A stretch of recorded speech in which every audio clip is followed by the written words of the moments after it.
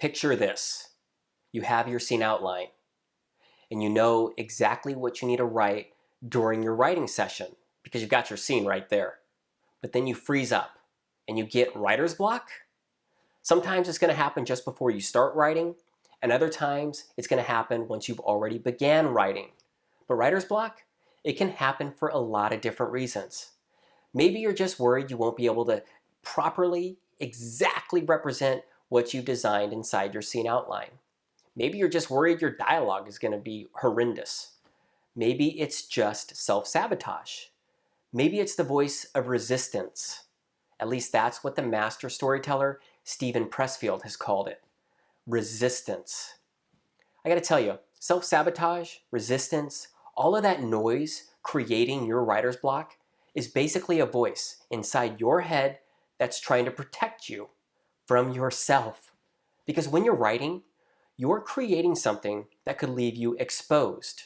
It's going to leave you vulnerable someday because your words could someday be judged or criticized. So a little voice, it's going to try to compel you to not write your words. That voice, it's going to scream because it wants to protect you from being judged and criticized and being exposed. I believe one of the best ways to combat this resistance, this voice, is to first of all be aware of it. Just do your best in the moment to recognize that this wicked voice is there trying to act as a defensive mechanism to protect you from yourself. The next step is to coexist with that fear, that voice trying to feed your writer's block. Because I don't think it ever goes away, but you can learn to coexist with it by learning how to disarm it. And I believe that begins when you permit yourself to be imperfect on the page. So whether it's before you start writing, when this resistance tries to show up, or it's during an actual writing session when that little voice appears, what you should do is try to ground yourself in the moment by writing a simple line on your notepad at your side.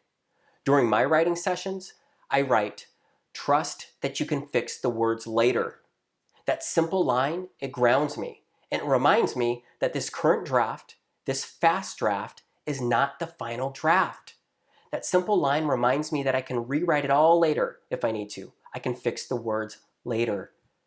I don't have to be perfect during this writing session. That's what it reminds me. And that I don't have to be perfect anytime during this fast draft.